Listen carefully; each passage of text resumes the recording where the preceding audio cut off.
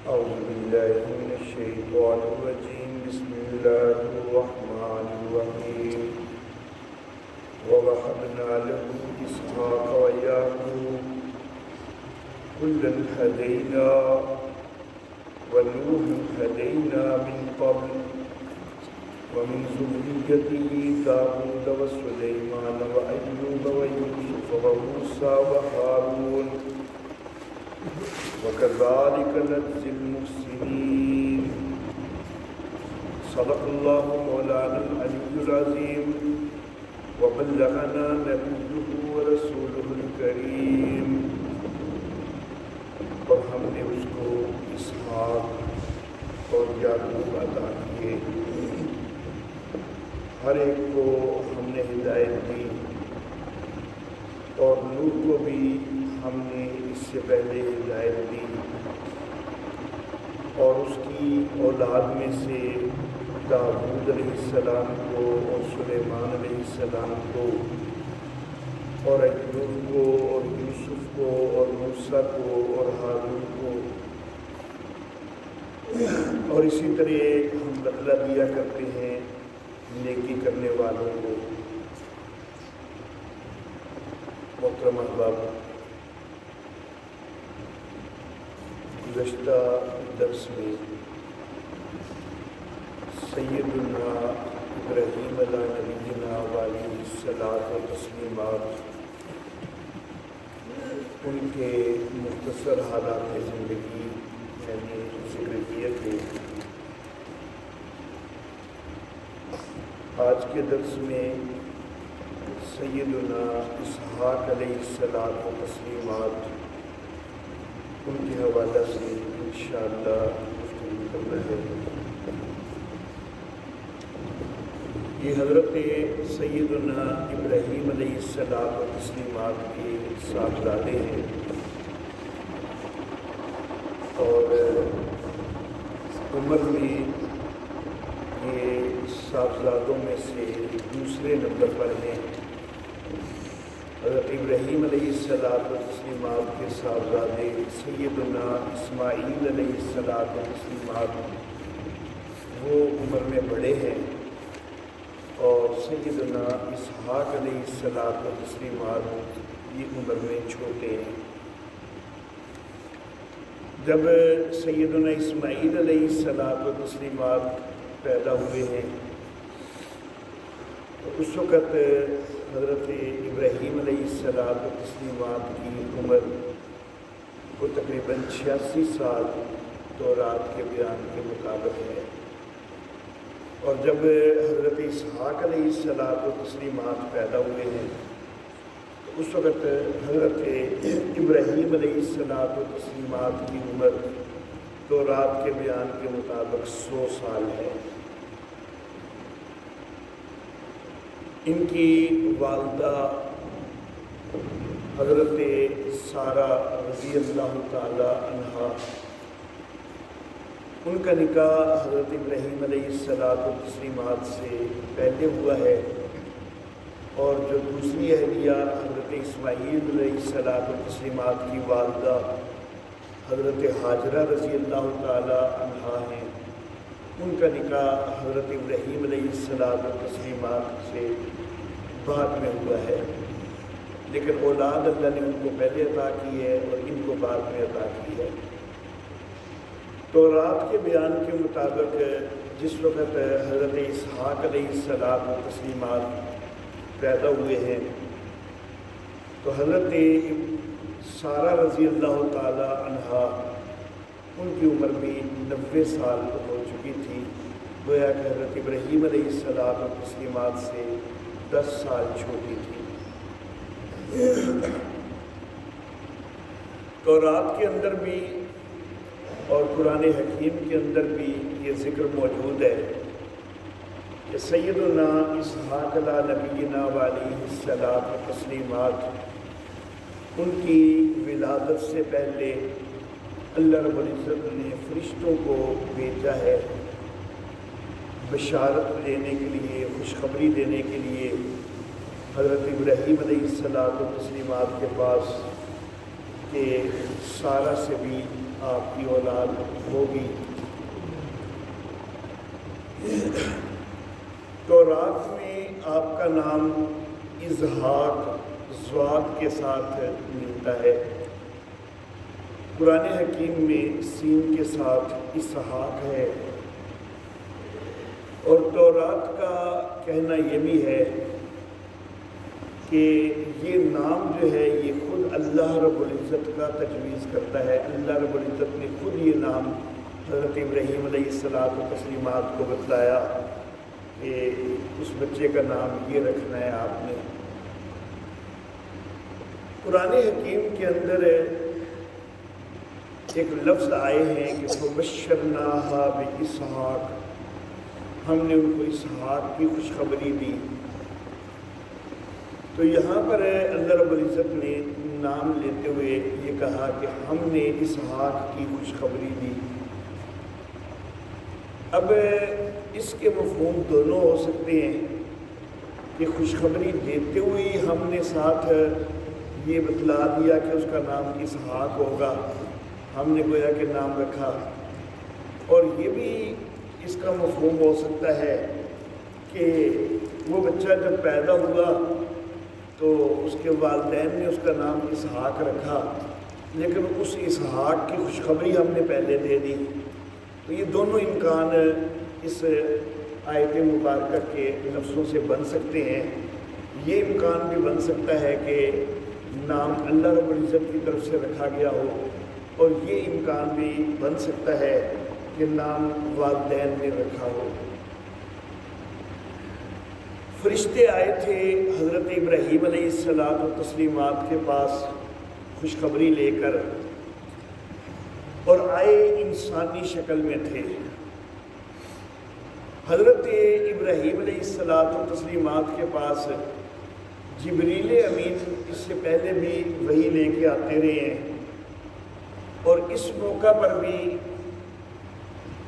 جبریل امین بھی ان فرشتوں کے اندر شامل ہیں،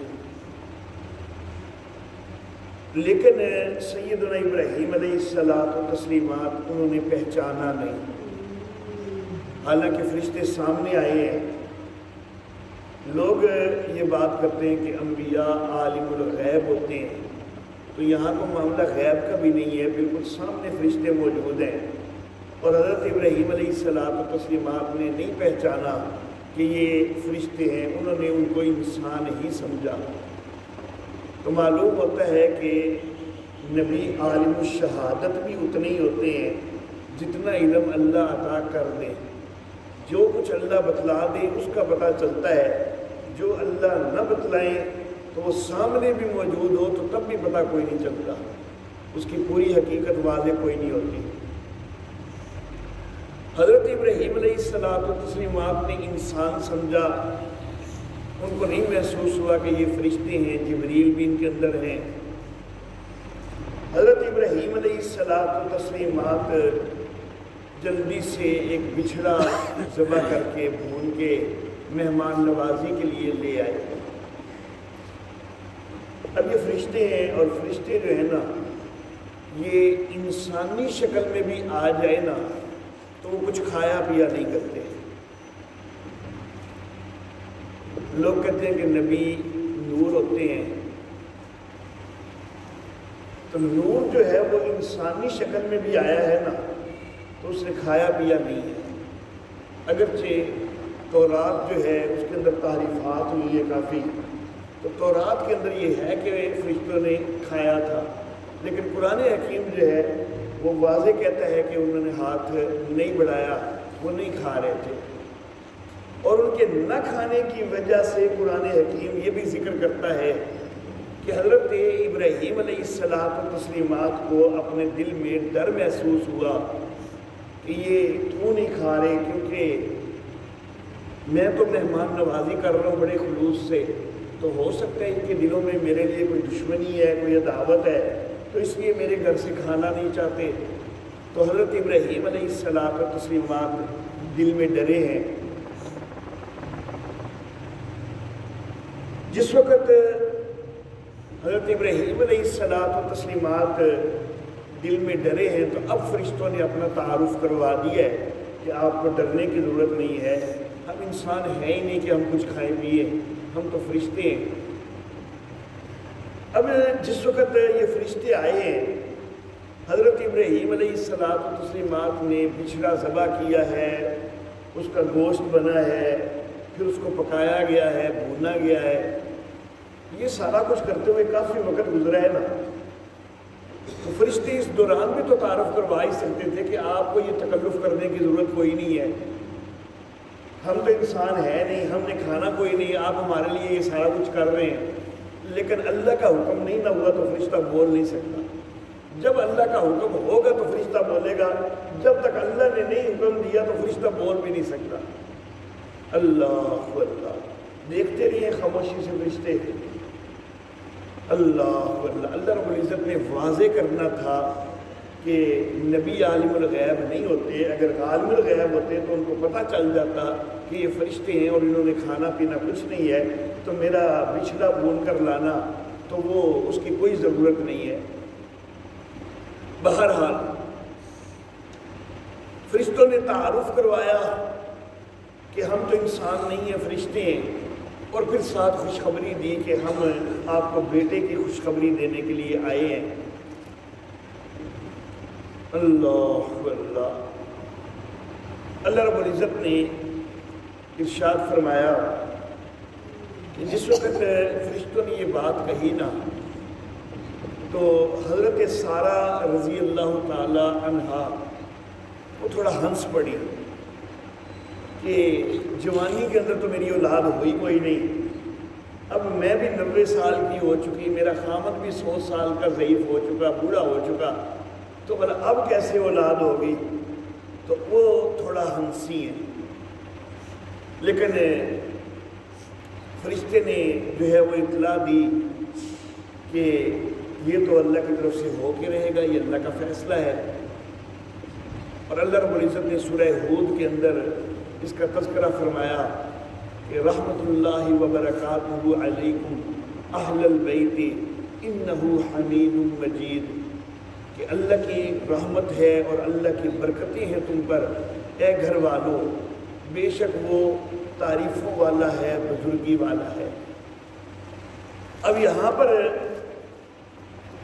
ہیں کون کون جن کو یہ کہا جا رہا ہے؟ ایک حضرت ابراہیم علیہ السلام ہیں اور ایک ان کی اہلیہ ہے، اور کوئی بندہ یہاں پر ہے کوئی نہیں جس کو یہ کہا جا رہا ہے۔ اور اللہ رب العزت نے اہل البیت کا لفظ استعمال کیا ہے، تو گویا کہ اہل بیت کے اندر جو ہے وہ بیوی جو ہے اس کی ایک خصوصی حیثیت ضرور ہوتی ہے۔ تو کئی لوگ جو ہیں وہ ازواج مطہرات کو اہل بیت سے نکال کے تو صرف بیٹی کو اہل بیت میں شمار کرتے ہیں، داماد کو اہل بیت میں شمار کرتے ہیں، نواسوں کو اہل بیت میں شمار کرتے ہیں۔ ٹھیک ہے، نبی اکرم صلی اللہ علیہ وآلہ وسلم کے فرمان کے مطابق ہم ان کو بھی اہل بیت مانتے ہیں، ہمیں یہ انکار نہیں ہے، معاذ اللہ ثم معاذ اللہ، ہم ان کو اہل بیت مانتے ہیں۔ لیکن آیت مبارکہ کا جو حقیقی مخاطب جو ازواج مطہرات تھیں ان کو نکال کر تو ان کو اہل بیت نہ مان کر ان کو اہل بیت ماننا تو یہ سراسر زیادتی ہے۔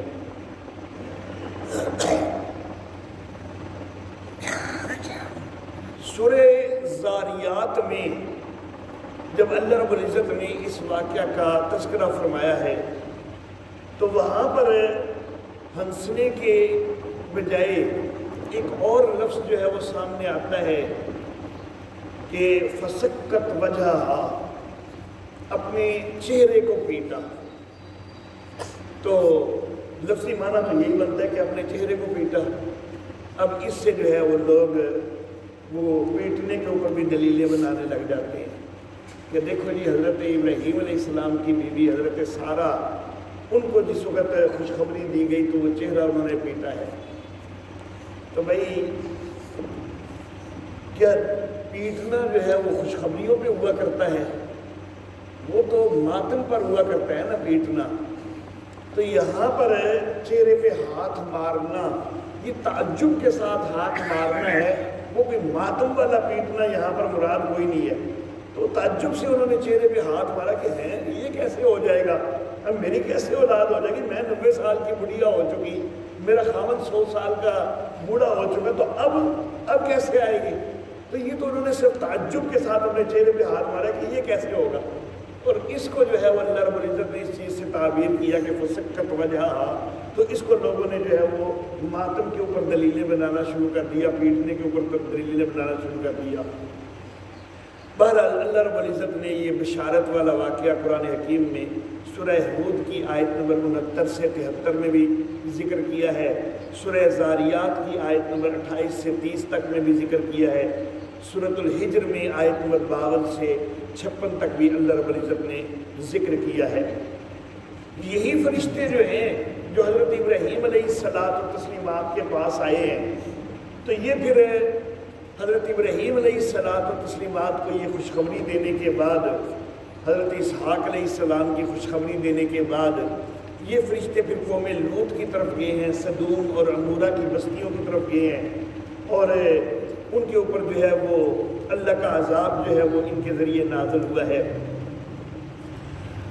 میں نے ذکر کیا کہ تورات میں حضرت اسحاق علیہ السلام کا نام جو ہے وہ ضاد کے ساتھ اضحاق ملتا ہے. اضحاق جو ہے یہ ہنسی کے معنی میں ہے، عربی میں بھی ضحک جو ہے وہ ہنسی کو کہا جاتا ہے، اور یہ عبرانی کے اندر بھی جو ہے یہ ہنسی کے معنی میں ہے اضحاق. تو چونکہ ان کی ولادت کی وقت جس وقت بشارت ہوئی ہے، تو حضرت ابراہیم علیہ السلام کو بھی اس بشارت پر تعجب ہوا ہے، اور حضرت سارہ رضی اللہ عنہ ان کی تو باقاعدہ ہنسی بھی نکلی ہے.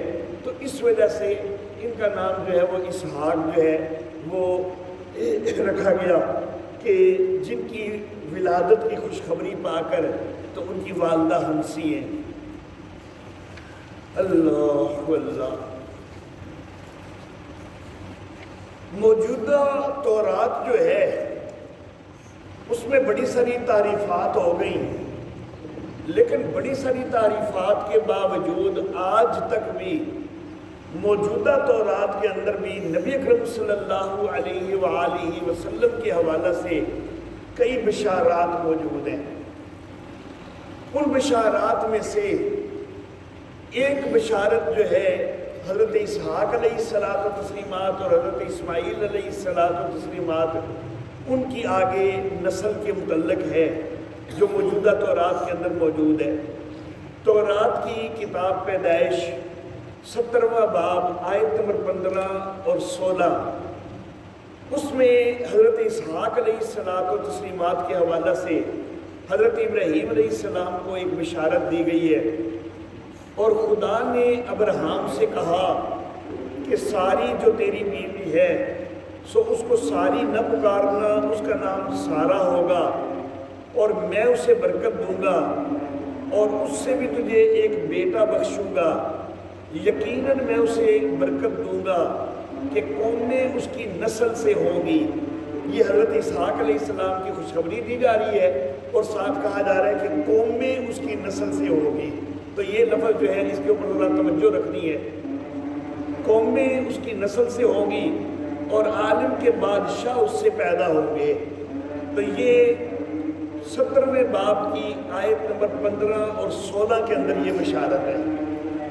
اب اسی باب میں آگے جا کر آیت نمبر 20 جو ہے اس کے اندر حضرت اسماعیل علیہ السلام کے حوالہ سے بھی ایک بشارت موجود ہے.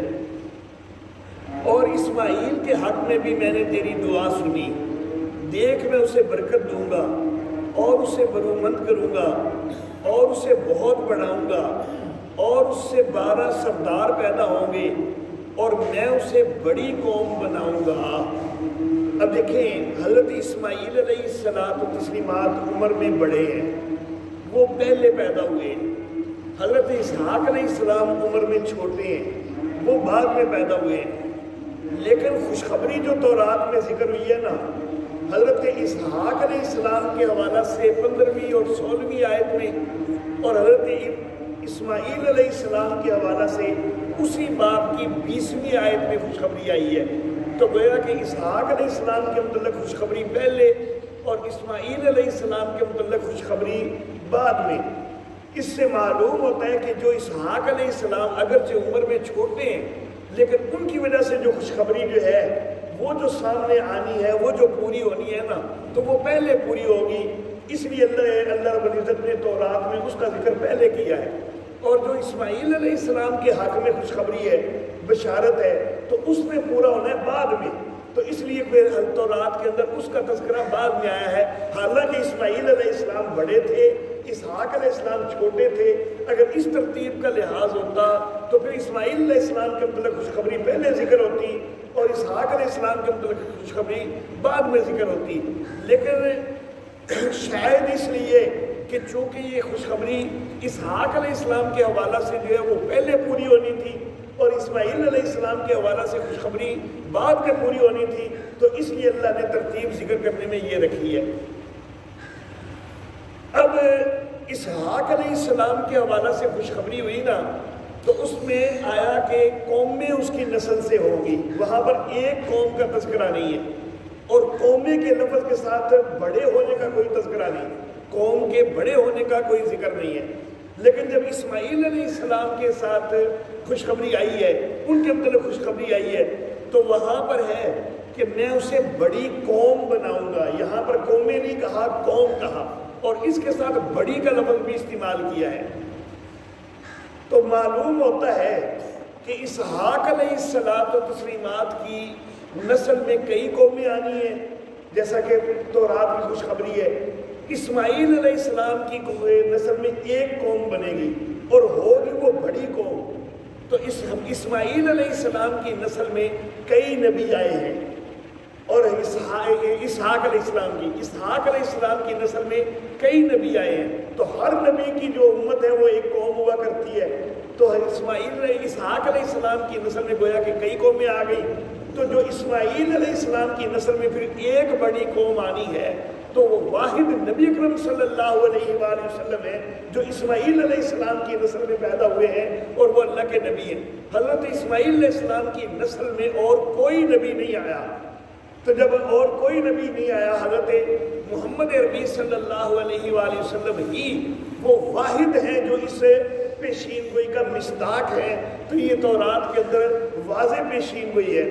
اور پھر بڑی قوم کا لفظ استعمال کیا کہ باقی وہ چھوٹی قومیں، کہ وہ سارے انبیاء کی جو قومیں اپنے اپنے دور کے لیے، اپنے اپنے علاقے کے لیے وہ چھوٹی قومیں، لیکن جو اسماعیل کی نسل میں قوم بنے گی تو وہ تو پھر ایک بڑی قوم بنے گی، کیونکہ وہ ایک عالمی حیثیت رکھے گی۔ اس نبی کی دعوت جو ہے وہ عالمی دعوت ہوگی، ساری دنیا کے اندر دعوت ہوگی۔ اللہ اللہ۔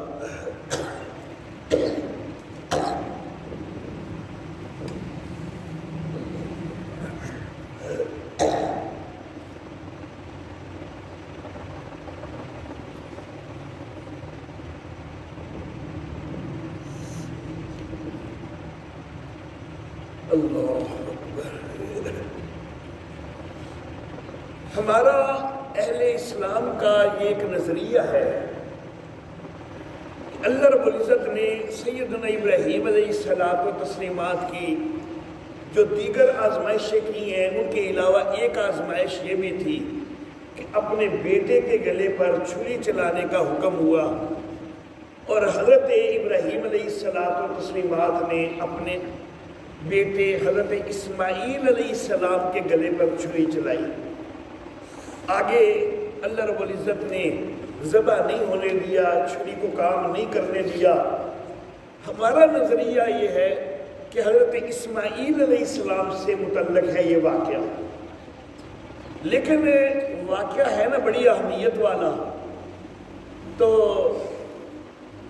یہود و نصارہ نے یہ خیال کیا کہ جو اہمیت والا واقعہ وہ تو ہمارے آباء کے کھاتے میں آنا چاہیے، تو انہوں نے نام بدل کر اسماعیل کی بجائے تورات کے اندر تحریف کرتے ہوئے اسحاق لکھ دیا، کہ گویا کہ ذبیح اللہ جو ہے وہ اسماعیل علیہ السلام نہیں ہے بلکہ وہ اسحاق علیہ السلام ہے۔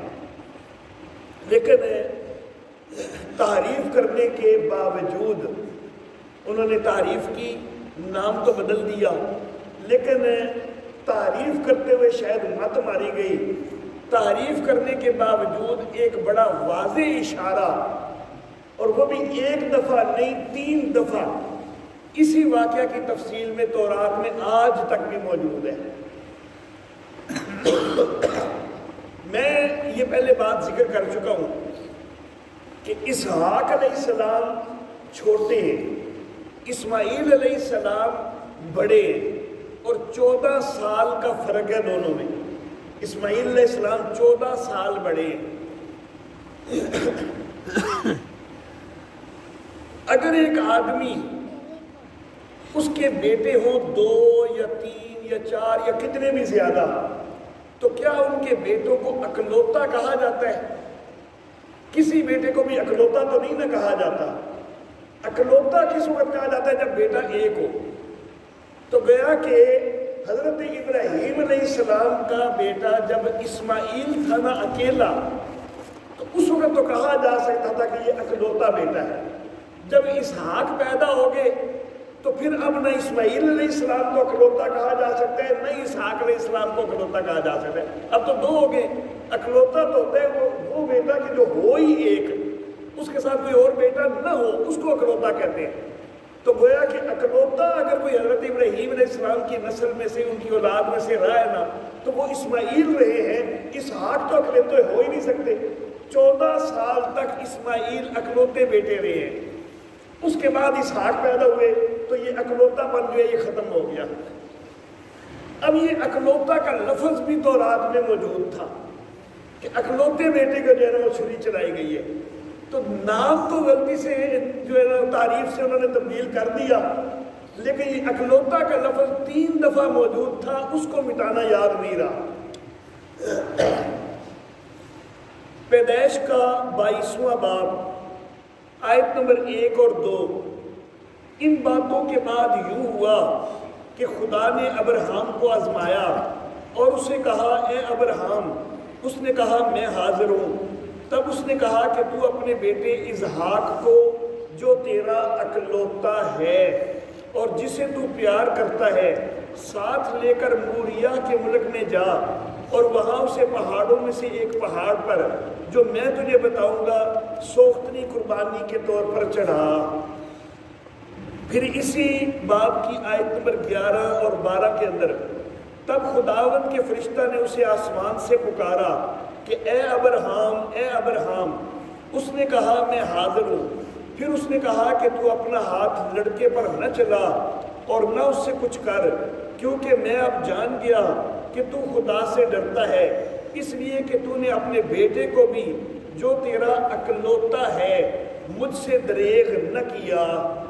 پھر اسی باب کی آیت 15 سے 17 تک، اور خداوند کے فرشتہ نے آسمان سے دوبارہ ابراہیم کو پکارا اور کہا کہ خداوند فرماتا ہے، چونکہ تو نے یہ کام کیا کہ اپنے بیٹے کو بھی جو تیرا اکلوتا ہے دریغ نہ رکھا، اس لیے میں نے بھی اپنی ذات کی قسم کھائی ہے کہ میں تجھے برکت پر برکت دوں گا اور تیری نسل کو بڑھاتے بڑھاتے آسمان کے تاروں اور سمندر کے کنارے کی ریت کی مانند کروں گا، اور تیری اولاد اپنے دشمنوں کے پھاٹک کی مالک ہوگی۔ تو یہ اسی واقعہ کا بیان جو ہے یہ تورات کی کتاب پیدائش کے 22ویں باب میں ہوا ہے، اور اس واقعہ کے بیان کے دوران 3 دفعہ جو ہے اکلوتا کا لفظ استعمال ہوا ہے، جو کہ واضح کرتا ہے کہ یہ حضرت اسماعیل علیہ السلام و تسلیمات کی ہوئے زندگی کا واقعہ ہے، یہ حضرت اسحاق علیہ السلام کا واقعہ نہیں ہے۔ اللہ اللہ۔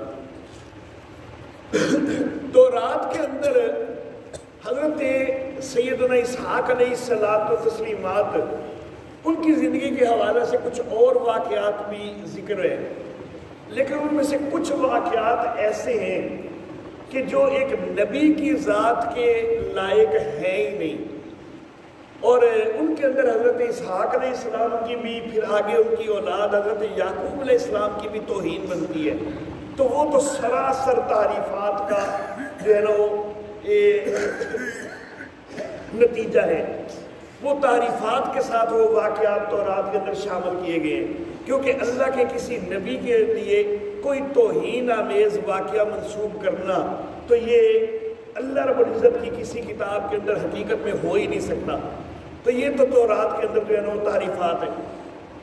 البتہ ایک واقعہ تورات کے اندر ایسا ذکر ہے جو کہ حضرت اسحاق علیہ السلام کی شادی کا واقعہ، تو وہ کوئی ایسا نہیں ہے کہ جو توہین آمیز ہو، اس کو تسلیم کیا جا سکتا ہے، کیونکہ اسرائیلی روایات جو ہے نا تو 100% یقینی طور پر تسلیم ہم نہیں کر سکتے ان کو، کیونکہ ان کے اندر تعریفات بھی ہوئی ہیں، لیکن یہ بھی تو نہیں کہ ہر چیز ہی بدل دی گئی ہے، اس لیے کچھ نہ کچھ صحیح ہو بھی سکتے۔ تو جو چیزیں ایسی ہوں کہ جن کے اندر کسی نبی کی کوئی توہین نہیں ہے، کسی شرعی اصول کی کوئی مخالفت نہیں ہے، تو ان چیزوں کو بہرحال تسلیم کرنے کا امکان ہوتا ہے۔ تو حضرت اسحاق علیہ الصلوۃ والتسلیمات کی شادی کے حوالہ سے تورات کے اندر یہ ذکر ہے کہ حضرت ابراہیم علیہ الصلوۃ والتسلیمات ضعیف ہو گئے، بوڑھے ہو گئے، تو ایک خادم تھا، نوکر تھا، اور اس خادم کے ہاتھ میں گھر کا سارا انتظام دیا ہوا تھا حضرت ابراہیم علیہ الصلوۃ والتسلیمات نے۔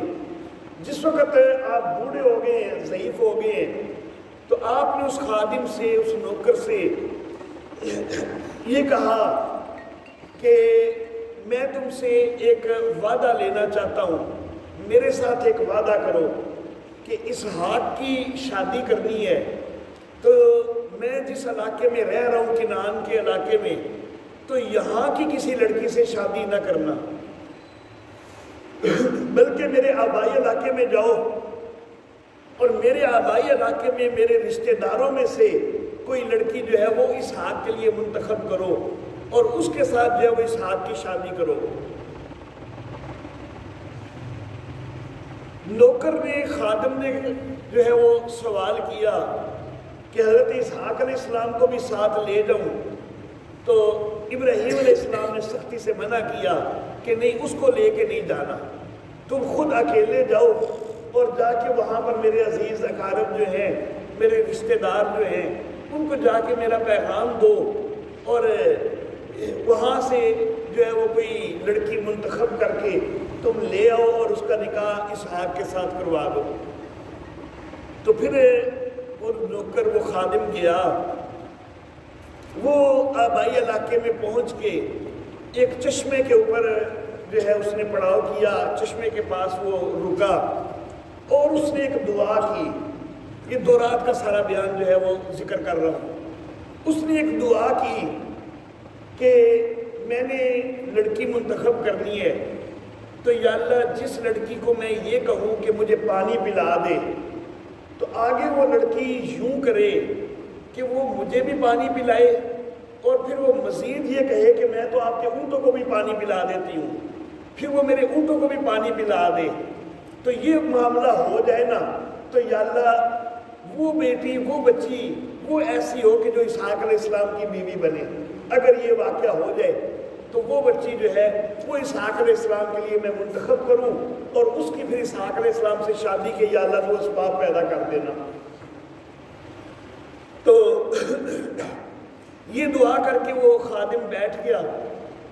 اب جو ہے دیگر خواتین بھی وہاں پر پانی بھرنے آ رہی ہیں، تو ایک خوبصورت بچی، لڑکی، تو اس کو دیکھ کے تو اس خادم نے آگے بڑھ کے کہا کہ بیٹا مجھے پانی پلا دو۔ اس نے پانی پلایا اور ساتھ ہی کہنے لگی کہ آپ تھکے ہوئے ہیں، آپ آرام کریں، میں تو آپ کے جانوروں کو بھی پانی پلا دیتی ہوں۔ تو وہ پانی بھر بھر کے لانے لگ گئی اور لا کے تو اس خادم کے اونٹوں کو پلایا، تو گویا کہ وہ چیز پوری ہو گئی۔ تو اب اس خادم نے اس بچی سے پوچھا کہ تم کون ہو؟ تو اس نے کہا کہ میں بیتوئیل کی بیٹی ہوں، ربکہ میرا نام ہے، اور یہ بیتوئیل جو ہے یہ حضرت ابراہیم علیہ السلام کا بھتیجا ہے، حضرت ابراہیم علیہ السلام کے بھائی نہور کا بیٹا ہے، اور یہ حضرت ابراہیم علیہ السلام کا بھتیجا ہوا۔ تو گویا کہ وہ بچی جو ہے ربکہ، تو وہ حضرت ابراہیم علیہ السلام کے رشتے میں پوتی بنی۔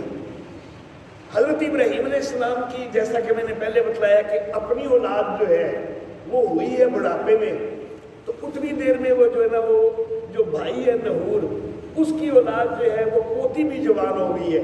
جس وقت کی اپنی اولاد جوان ہوئی ہے تو بھائی کی پوتی جوان ہو چکی ہوئی ہے۔ تو اس نے جب تعارف کروایا تو یہ جو خادم تھا اس نے اللہ کا شکر ادا کیا کہ میں نے جس بچی کے ساتھ یہ جو ہے نا بات کی ہے اور آگے وہ بات اللہ کی طرف سے پوری ہوئی ہے، تو وہ تو بڑی قریبی رشتہ دار نکل آئی حضرت ابراہیم علیہ السلام کی۔ تو اس نے اس بچی سے کہا، ایک ناک کی نتھلی سونے کی اور 2 کڑے اس کو دیے اور کہا کہ اپنے گھر میں میرے ٹھہرنے کا کوئی انتظام ہو سکتا ہے، میں مسافر ہوں۔ تو بچے نے کہا کہ ہاں ہمارے گھر میں بڑی گنجائش ہے، آپ آ جائیں ہمارے گھر میں ٹھہریں، تو میں اپنے گھر جا کے بتاتی ہوں۔ گھر جا کے اس نے اپنی والدہ کو بتایا اور اس کا بھائی لابن تو وہ پھر آیا اور آ کے خادم کو گھر لے گیا اور اس نے بڑی مہمان نوازی کی۔ جس وقت وہ کھانا وغیرہ پیش کر رہا ہے تو یہ خادم کہنے لگا کہ میں تو پہلے اپنی بات کروں گا، اس کے بعد کھانا کھاؤں گا، تو میرے پاس ایک امانت ہے، ایک پیغام، تو میں پہلے وہ پیغام پہنچا دوں۔ انہوں نے کہا پہلے کھانا تو کھا لینا، انہوں نے کہا نہیں میں نے پہلے بات کرنی ہے، اگر آپ قبول کر لو۔ پھر اس خادم نے جو ہے نا وہ سارا واقعہ بتلایا کہ حضرت ابراہیم علیہ السلام نے مجھے بھیجا تھا کہ میرے قریبی عزیزوں میں سے کوئی بچی جو ہے وہ منتخب کرو اسحاق کے ساتھ شادی کے لیے، اور میں نے آ کر یہ دعا کی ہے اور اس دعا کے بعد یہ معاملہ پیش آیا ہے، تو میں تو سمجھتا ہوں یہ اللہ کی طرف سے اشارہ ہو گیا ہے کہ اس بچی کے ساتھ اسحاق علیہ السلام کا نکاح ہونا چاہیے۔ تو اب آپ بتاؤ۔ تو لابن بھی اور اس کے والد بیتوئیل، تو ان دونوں نے کہا کہ یہ تو اب اللہ کی طرف سے اشارہ ہے، اور حضرت ابراہیم علیہ السلام کے گھرانے کے ساتھ چلو بھتیجے ہونے کی نسبت تو ہماری پہلے ہے، پوتا ہونے کی نسبت تو پہلے ہے، تو یہ ایک اور نسبت بن جائے تو یہ تو بڑی اچھی بات ہے، تو ہمیں یہ رشتہ منظور ہے۔ تو اس طرح جو ہے وہ یہ رشتہ منظور ہو گیا۔ انہوں نے کہا کہ رشتہ تو منظور ہے، آپ ہماری بیٹی کو لے جاؤ، جا کے نکاح کروا دو، لیکن کچھ دن تو ہماری بیٹی کو رہنے دو۔ ظاہر ہے کہ بیٹی اس کو رخصت کرتے ہوئے باپ والدین جو ہے اس کا دل تو ہوتا ہے نا کہ کچھ دیر تو چلو ہمارے پاس رہے، اچانک بالکل۔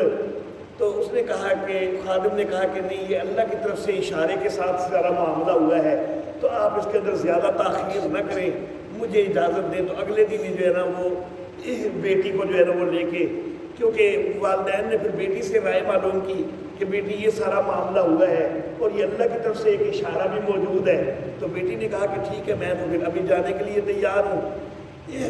تو یہ انہوں نے اس خادم کے ساتھ بچی کو رخصت کر دیا اور اس نے پھر جا کے حضرت اسحاق علیہ السلام سے اس کا نکاح کروایا۔ تو رات کے بیان کے مطابق حضرت اسحاق علیہ السلام کو اپنے علاقے کے اندر قحط پڑنے کی وجہ سے جو ہے وہ ہجرت بھی کرنا پڑی تھی، اور حضرت اسحاق علیہ الصلاۃ و تسلیمات اللہ رب العزت نے ان کو نبوت بھی عطا فرمائی ہے۔ بڑھاپے کے اندر، ضعیف العمری کے اندر بینائی جو ہے وہ کمزور ہو گئی تھی۔ تو باقی جو کچھ واقعات تورات کے اندر ذکر ہیں تو وہ بہرحال وہ قابل قبول نہیں ہیں، کیونکہ وہ ان کے اندر گستاخی کا جو ہے وہ پہلو موجود ہے، تو اس لیے ان کا میں تذکرہ نہیں کر سکتا ہوں۔ تو بہرحال حضرت اسحاق علیہ الصلاۃ و تسلیمات کا تذکرہ آج کے درس میں ہو گیا۔ آئندہ درس میں انشاءاللہ آگے نام حضرت یعقوب علیہ السلام کا ہے، ان کے انشاءاللہ حالات کا تذکرہ انشاءاللہ آئندہ درس میں۔